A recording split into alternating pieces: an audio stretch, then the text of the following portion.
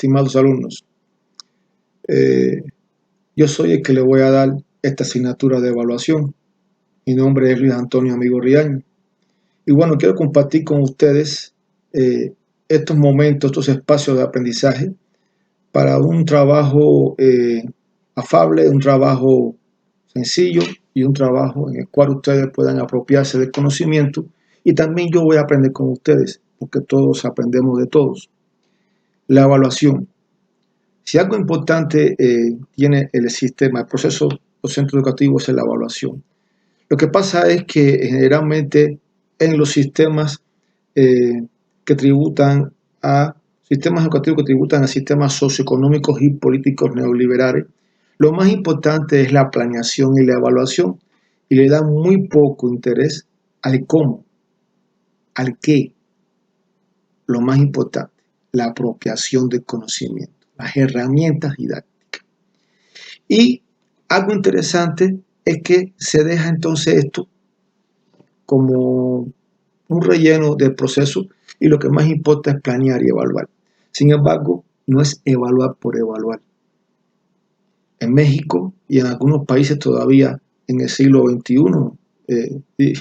y en el 2020 todavía se califica, no se evalúa. Y vamos a ver todas estas características que tienen que ver con la evaluación. Entonces, es interesante cómo ya en el 1882, José Martí, que por cierto, muy amigo de México, amaba como yo a México, era su segunda patria, se puede decir, muy amigo de Justo Sierra, ya veía cómo se trabajaba, se evaluaba a partir de exámenes públicos. Y él pone esto, aquí precisamente en México, estando en México él, y preparando los planes para poder trabajar la independencia de Cuba. En ese 1882, él habla de ese examen público que estaba viendo en el sistema educativo de aquel entonces, y que pues tributaba a un sistema socioeconómico, político, acabado, ¿no? Pues hace años atrás de haber triunfado la independencia, y que había ciertos problemas también ya en esos años en México, y había una predeterminación hacia copiar recetas de Europa, Francia, España. Recuerde que Porfirio Díaz quería afrancesar el país, y se copió esa receta. Y sin embargo, José Martí estaba en contra de los exámenes y estaba en contra de la calificación desde aquel entonces. Es interesante comprender que la evaluación tiene bases teóricas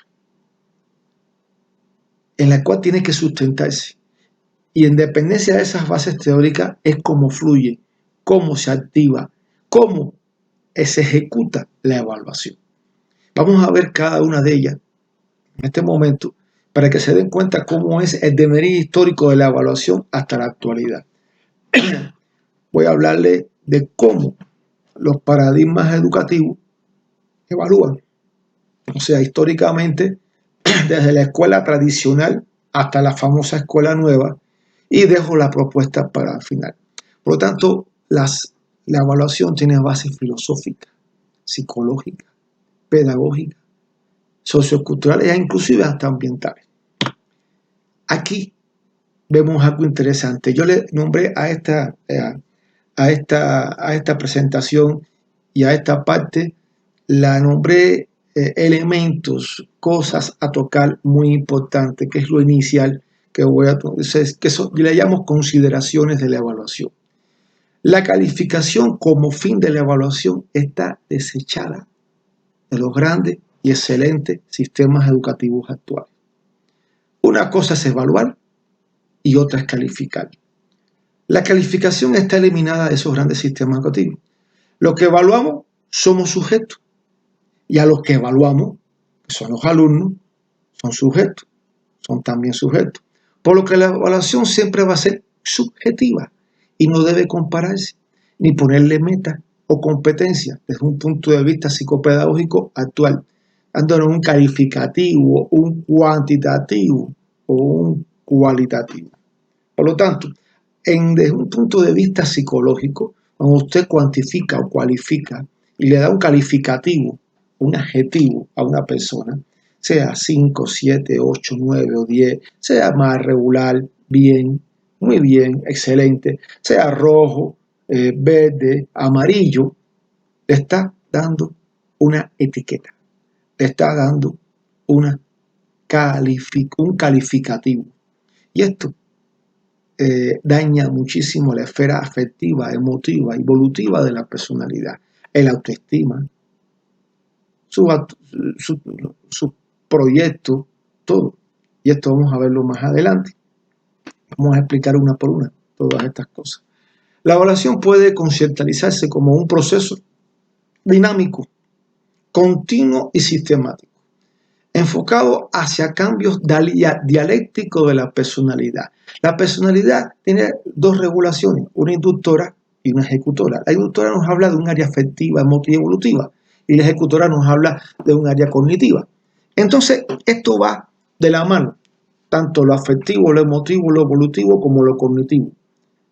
Y esos elementos están cambiando en nuestros alumnos, en los seres humanos, constantemente. Y por supuesto, estamos hablando de qué? De que hay que ver esos rendimientos mediante los cuales se pueden observar logros adquiridos en función de los propósitos a desarrollar para alcanzar, decía yo, en este paradigma socio-histórico-cultural, la zona de desarrollo potencial, el futuro. Vamos a ver después qué son zonas de desarrollo, todo esto, ¿no? Pero esto es lo interesante. Vean lo que pasó el año pasado en el Congreso Mundial de Pedagogía. Allí se debate, se discute, algunos quizás ustedes hayan asistido porque es el congreso más importante de pedagogía en el mundo y que ocurre cada 2 años, en años impares, es en Cuba. Y asisten 7.000, 8.000, 9.000 maestros de todo el mundo. Decía entonces en un enfoque de la evaluación, recuerdo, en la sala más importante del Palacio de las Convenciones de La Habana, la evaluación adquiere sentido en la medida que comprueba la potencialidad adquirida en acciones y soluciones dadas por los alumnos para resolver situaciones problemáticas y posibilitar poner en práctica esos conocimientos, habilidades y actitudes. Solo así podremos perfeccionar el andamiaje estratégico didáctico del docente. Ojo, la didáctica tiene que adaptarse al alumno y no el alumno a la didáctica. Y las didácticas se evalúan formando entonces un todo que es diagnóstico, intervención y evaluación. Vamos adelante, vamos a ver cómo es la evaluación diagnóstica. Pero bueno, ¿para qué me sirve? Y a la vez, cuando evaluamos, cómo esto hay que hacerlo de una manera natural, no artificial, y es un todo. La evaluación es una valoración para conocer la potencialidad y la necesidad de los estudiantes y poder planificar estrategias de intervención. Por tanto, en la pedagogía actual están desechadas las escalas estimativas, las listas de cotejo y las lúbricas pues sirven como una guía de observación para ir conociendo potencialidades de alumnos y acreditarlo o no en cuál y más cuál tema tenemos como propósito, no objetivo, propósito, que puedan cumplirse en alumnos en un tiempo y en otro, en un tiempo mayor o menor. Quiere decir que todos los alumnos no van a cumplir estos propósitos el mismo día y a la misma hora. Cuando hablamos de objetivo a cumplir, son de estricto cumplimiento. Objetivo hay que cumplir. De hecho, los verbos son en infinitivo y nos está dando una acción, desarrollar, conocer, aplicar. Y hay que hacerlo. Y esto, pues sí, en la investigación educativa, por cierto, se hace y no se hace tampoco en un tiempo dado. Hay un proceso dialéctico para lograr esos objetivos. El propósito lo puede lograr un alumno hoy, mañana o pasado o el mes que viene, en dependencia de esas potencialidades y esas necesidades. Estamos hablando de que entonces las unidades en las cuales vienen estructuradas los planes y programas tienen que adaptarse a los alumnos y no los alumnos a ellas. Y habrá alumnos que acredite ciertos temas en mayor tiempo y otros en menor tiempo. Ahí en la parte que ustedes siempre preguntan, bueno, ¿y cómo planifico entonces? Pues sí, la planificación es propósitos generales que después tienen que individualizarse para mis 20 alumnos. 20. 20, ¿por qué? Porque su secretario de Educación firmó en la UNESCO para el logro de la calidad educativa, los objetivos de calidad educativa que plantea la UNESCO, 1% de alumnos por maestro. Ya si no lo cumple, es una violación. Y eso lo pueden buscar en los portales de la UNESCO. Que se haga o no se haga, ya es otro problema, ¿no? Hay problemas económicos, hay problemas sociales y hay problemas políticos que hacen que todavía tengamos aulas de 50 y 60 alumnos, donde la educación no es la mejor. Usted puede tener un teatro, una conferencia magistral con 5.000 personas, adultos, pero no 5.000 adolescentes o 5.000 niños en primaria, ¿estamos claros? O en secundaria. Entonces, no. Entonces, ¿cómo voy a evaluar cuando tengo 60 alumnos? ¿Cómo hacer lista de cotejo y escala estimativa para 60 alumnos? ¿Cómo estar observando y anotando cada uno de mis 60 alumnos en una clase? Piensen, es algo verdaderamente catastrófico. Vamos a empezar por la historia de la educación, cómo se da la historia de esa evaluación. La escuela tradicional. Desde la cultura griega, la forma de enseñanza era directa, simultánea, a veces en un salón, eso fue después, y el centro del proceso es maestro. Ese era el Dios y Todopoderoso. Conciba al niño como una página en blanco, o sea, un tanque vacío al cual vamos a llenarlo de conocimiento. La evaluación es una reproducción de saberes particulares, no esenciales. En la escuela tradicional es así, saberes muy particulares y no son esenciales esos saberes, pero es importante evaluarlos. Este tipo de enseñanza provoca que surjan los bloqueos en la inteligencia. Niños capaces, sí, pero sin canalización de sus impulsos, carentes de perseverancia y de compromiso en la tarea, con baja intensidad de logro e iniciativa, con baja inteligencia práctica y temerosos ante fracasos. Los retos y la burla de sus compañeros lo plantea Julián de Zuviría en el 2001, un gran amigo colombiano, y que tenía mucha razón, estamos hasta claros, ¿no? ¿Por qué?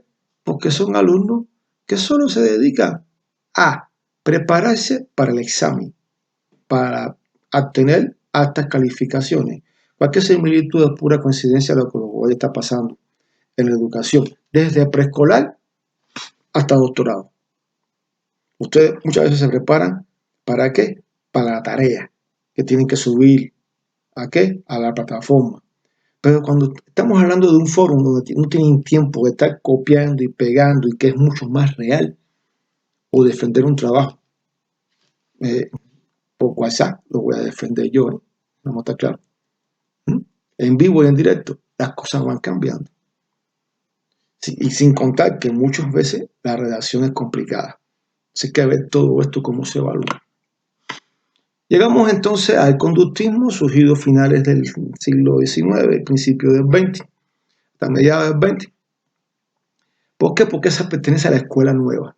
Hacía falta entonces en Europa que todos los sistemas educativos estuvieran más o menos estandarizados para tributar a las grandes universidades, llámese Orfo, llámese Sorbona de París, etcétera, etcétera, ¿no? Y bueno, ya aquí la evaluación empieza a ser cuantificable. Hay que hablar de una base filosófica positivista. Esa era la base filosófica cuantificable. Por cierto, muchos pedagogos mexicanos estaban en contra de esta filosofía positivista. Vasconcelos fue uno de ellos. La evaluación sumativa, la más utilizada en el paradigma conductista. Voy sumando puntos por cada una de las preguntas que hago.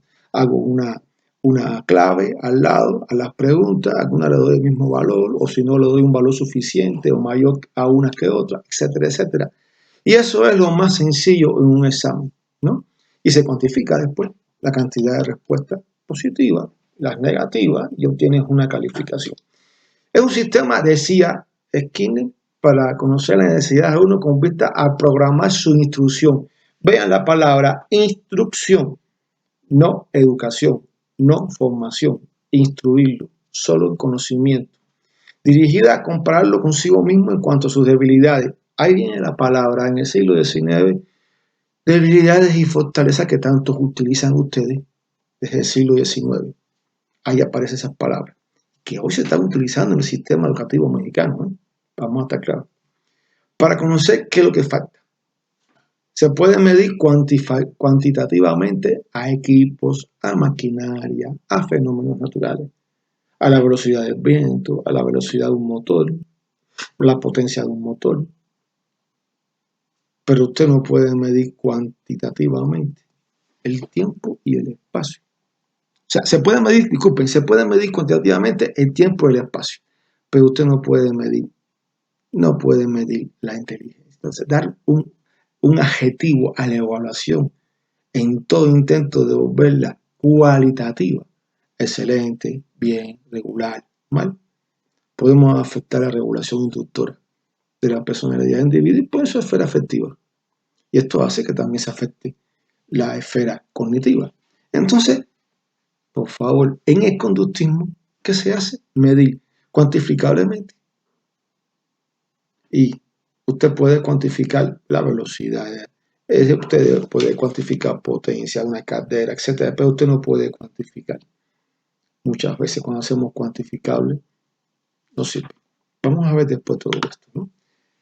Después de la Segunda Guerra Mundial aparece el cognitivismo y ya la evaluación pues deja de ser cuantitativa para entonces convertirse en cualitativa.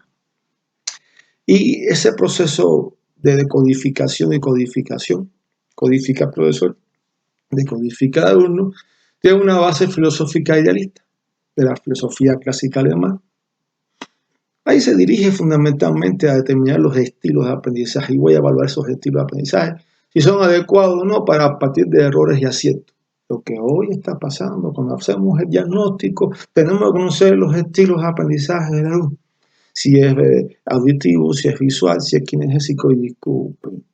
Todos nacemos con la potencialidad de trabajar todos los estilos de aprendizaje. No hay nada genético ahí ni biológico. Solamente como se empieza a trabajar con el bebé, es que entonces será más auditivo, más visual o más kinestésico. Por lo tanto, el profesor tiene que trabajar con todos. Porque usted no va a dejar uno o dos alumnos que son auditivos y la mayoría son visuales sin un trabajo visual, auditivo, ¿no? Entonces sí, hay que estar claro en eso. Y lo más importante, se debe basar el proceso del cómo y no el resultado. Por lo tanto, aquí yo lo que más importante veo es que, por ejemplo, lo que más evalúa el cognitivismo es el proceso y no evalúa el resultado final. X más 3 es igual a 7, X es igual a 7 menos 3, X es igual a 4. Aquí no importa que sea 4, 5, 7, a mí lo que me importa aquí es el X es igual a 7 menos 3. La evaluación constructivista, ya estamos hablando después de la década de 60 y ya aparece entonces el constructivismo. Y fíjense que el cognitivismo llega hasta 68, por cierto, provocando en que los alumnos decodificaran, investigaran, pasaron cosas bien interesantes en esa evaluación. En México en el 68 pasaron cosas bastante horribles, ¿no? Y es que los alumnos de la UNAM, de tecnológico, pues empezaron a entender cosas y empezaron a rebelarse con esas cosas. Por lo tanto, el cognitivismo es un paso de avance con el conductismo. Si bien el conductismo pues califica nada más cuantitativamente, este evalúa el proceso y no tanto de la calificación. Y en el constructivismo no hay calificación. Cuando es que yo escucho que el sistema educativo, que tal universidad, que tal escuela es constructivista, a veces hasta la mezcla con humanista, todavía más grosero y más ignorante todavía. No se pueden mezclar paradigmas, porque tienen bases filosóficas, psicológicas y pedagógicas diferentes. Por ejemplo, el constructivismo y el cognitivismo aparentemente tienen la misma base filosófica que la filosofía clásica alemana, el idealismo. Sin embargo, los elementos psicológicos del constructivismo son completamente diferentes al cognitivismo. Y los elementos pedagógicos del cognitivismo son completamente diferentes al constructivismo. Hay que ver los autores y las corrientes que se sustentan. Claro, desgraciadamente aquí nos dan recetas y te dicen, todo es bueno, utilice la que usted crea. No, no. No pueden mezclarla. Eso es mezclar arroz, frijoles negros y licuado de mango, ¿no? No. ¿Por qué? Porque no tiene que ver. Porque son bases que se contradicen. Y bueno, el constructivismo nos habla de una triangulación, ¿no? Desequilibrio, asimilación y acomodación para volverse a equilibrar. No existe calificación. La base filosófica es idealista. Es un sistema que se dirige a conocer los procesos cognitivos como vía y no como resultado, para determinar el estado de la construcción, si verdaderamente es adecuado este estado de, así como si es adecuado para la enseñanza. O sea, si propicia o no ese conocimiento. Se debe valorar las habilidades para aprender, no conocimiento. Adquisición de información que puede ser mecánica y no racional, no transferible. Aquí lo explica bien Jean-William Piaget, Brunner, en los años 60, y todavía, hasta el 2000 se trabaja el constructivismo. Juan Duval, y bueno, Margarita Gómez Palacio, mexicana. Llegamos a la evaluación humanista, 1970 hasta el 99. Aquí no hay calificación tampoco. Sin embargo, la base filosófica es materialista, religiosa. Es importante entender también que en el humanismo está la teología de la liberación y su única evaluación válida es la autoevaluación. La misma debe ser periódica, sistemática, comparando los objetivos propuestos, aquellos objetivos, las tareas ejecutadas y las metas alcanzadas. Alcancé lo que me propuse. Uno debe compararse con sí mismo y no con los demás. Por eso es autoevaluación. Cada uno tiene metas bien propias, ¿no? Una tarea de la enseñanza es promover la habilidad para autoevaluarse. Algo que se me había olvidado explicarle. Cuando hablo de la evaluación constructivista o de la evaluación cognitivista, tiene que ver también con las herramientas didácticas que utiliza el cognitivismo. Desde aquí es que entonces, subjetivamente, o sea, estamos trabajando mapas mentales, conceptuales, mapas sinópticos diferenciales indiscriminadamente, que tratamos de evaluar a los alumnos en la codificación y codificación de estos mapas. Pero en la vida real es un pensamiento muy abstracto, muy cerrado, muy práctico, pero también desde un punto de vista muy pragmático, ¿no? Entonces tenemos que hacerlo, los argumentos aquí no son pocos, y pues la gente asocia, decodifica y termina, ¿no? Y bueno, el constructivismo es un sistema que se dirige a ese proceso cognitivo, ¿no? Fíjense cosas más interesantes también. Ahora, en la evaluación humanista es una evaluación válida de esa autoevaluación. La misma, o sea, la autoevaluación es la única evaluación válida. Ahí no hay calificación, no hay evaluación entre pares, no hay evaluación formativa, no hay evaluación, solamente me autoevalúo y me comparo con los objetivos propuestos. Uno debe compararse con sí mismo y no como los demás. O sea, yo no tengo que compararme con nadie, sino conmigo mismo, con mis propuestas de metas. Una tarea de la enseñanza es promover la habilidad para autoevaluarse. O sea, tenemos que trabajar de que algo sea capaz de autoevaluarse. Lo plantea Mauro Carroye y Pablo Freire. La evaluación competencia. Esta aparece con el neoliberalismo, año 84, Margaret Thatcher, Donald Reagan. Ahí aparece con el famoso neoliberalismo que hasta el día de hoy tenemos en muchas partes de América Latina y no tiene ninguna base filosófica, no la encuentro, no la declara, nunca la declaró. Piaget la declara, Aufe la declara. Cuando hablamos de conductismo también se declara positivismo, pero aquí no se declara. No se da en el contexto del desempeño, esa base filosófica.